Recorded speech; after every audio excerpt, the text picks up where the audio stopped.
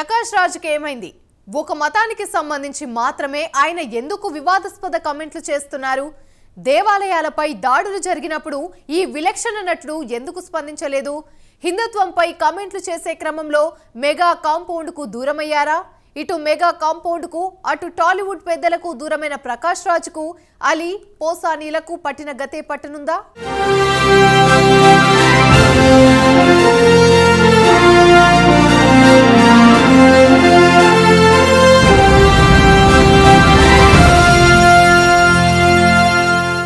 మానవులంతా ఒక్కటే.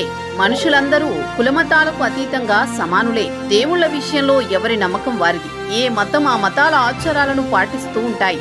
ఎవరి నమ్మకాలను ఎవరూ శంకించడానికి లేదు. అయితే ప్రకాష్ రాజ్ మాత్రం అందుకు భిన్నంగా కామెంట్స్ చేస్తూ వస్తున్నారు.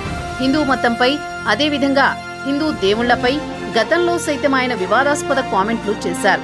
పవన్ కళ్యాణ్ సనాతన ధర్మం గురించి మాట్లాడుతూ గత 5 ఏళ్లలో జగన్ హయాంలో అనేక ఆలయాలను ధ్వంసం చేశారని, గుడులకు రక్షణ లేకుండా పోయిందని, అదేవిధంగా తిరుమల లడ్డూ కల్తీ వివాదంలో పోరాటం చేస్తూ వస్తున్నారు.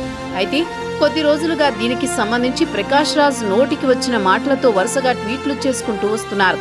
పవన్ కళ్యాణ్ గెలికి మరీ ఆయన ఫ్యాన్స్ తో, జన సైనికులతో, హిందూ సంఘాలతో చీవాట్లు తింటున్నారు. నటన పరంగా ప్రకాష్ రాజ్ సూపర్ అయ్యుండొచ్చు, కానీ ప్రవర్తన తీరు మాత్రం వివాదాస్పదమవుతున్నాయి. గతంలో దేవాలయాలపై అనేక దాడులు జరిగినప్పుడు నోరు మెదపని ప్రకాష్ రాజ్ ఇప్పుడు ఎందుకు అవాకులు చవాకులు పేలుతున్నారంటూ హిందూ సంఘాలు ఆగ్రహం వ్యక్తం చేస్తున్నాయి.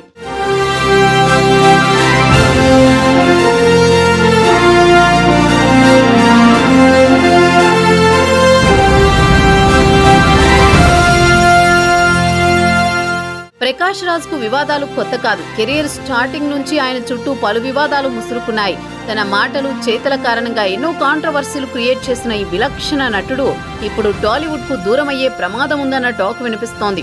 దానికి కారణం లడ్డూ ఇష్యూ. తిరుమల లడ్డూ ఇష్యూలో ప్రకాష్ రాజ్ తలదూర్చారు. పవన్ కళ్యాణ్ కు ఎదురెళ్లారు. ఇదే అతడి టాలీవుడ్ కెరీర్ ను ప్రశ్నార్థకంగా మార్చిందంటున్నారు కొందరు. టాలీవుడ్ లో ప్రకాష్ రాజ్ కు కొండంత అండ mega compound. Movie artist association ఎన్నికల్లో ప్రకాష్ రాజ్ కు అన్ని విధాలుగా సహకారం అందించి మెగా కాంపౌండ్ స్వయంగా నాగబాబు రంగంలోకి దిగి అన్నీ చూసుకున్నారు. ఒక దశలో పవన్ కళ్యాణ్ కూడా ఆయనకు మద్దతుగా నిలిచారు. ఇప్పుడు అదే పవన్ కళ్యాణ్ తో మాటల యుద్ధానికి తెరతీశారు ప్రకాష్ రాజ్. పవన్ బీజేపీకి దగ్గరగా ఉన్నారనే కోపమో, లేదంటే తాను ఇష్టపడని హిందూ ఆచార సంప్రదాయాలను పవన్ భుజానికెత్తుకున్నాడన్న కోపమో తెలియదు, కానీ ప్రకాష్ రాజ్ మాత్రం పవన్ ను టార్గెట్ చేస్తూ తన గోతుని తానే తీసుకుంటున్నారు. ఇప్పటికే పోసాని, అలీ గతి ఏమైందో ప్రకాష్ రాజ్ కు కూడా అదే గతి పట్టనుందన్న కామెంట్స్ వినిపిస్తున్నాయి.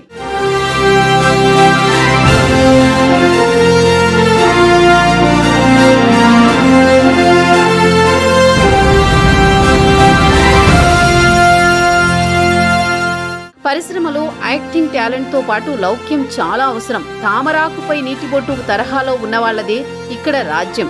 పేర్లు ప్రస్తావించలేం, కానీ కొంతమంది పరభాషా నటులు ఓ రేంజ్ లో టాలీవుడ్ లో అవకాశాలు పొందడానికి ఇదే కారణం. అయితే ఈ ప్రత్యేక లక్షణం ప్రకాష్ రాజ్ కు మొదటి నుంచి లేదు. ఆయన గతంలోనే ఫిలిం ఛాంబర్ లో గొడవ పెట్టుకున్నారు. మా ఎన్నికలతో నేరుగా మంచు కుటుంబానికి, పరోక్షంగా నందమూరి కుటుంబానికి దూరమయ్యారు. మధ్యలో శ్రీను వైట్ల లాంటి దర్శకుల్ని కూడా దూరం చేసుకున్నారు. ఇలా తన దశాబ్దాల కెరీర్ లో ఒక్కొక్కరిని, ఒక్కో వర్గాన్ని ఆయన దూరం చేసుకుంటూనే ఉన్నారు. తాజా పరిణామాలతో ఆయన మెగా కాంపౌండ్ కు కూడా దూరమైనట్లే.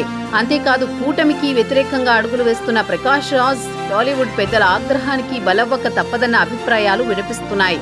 తమ సామాజిక వర్గానికి చెందిన నిర్మాతలు, దర్శకులు ప్రకాష్ రాజ్ కు అవకాశాలిచ్చే అవకాశం కనిపించడం లేదని అంటున్నారు.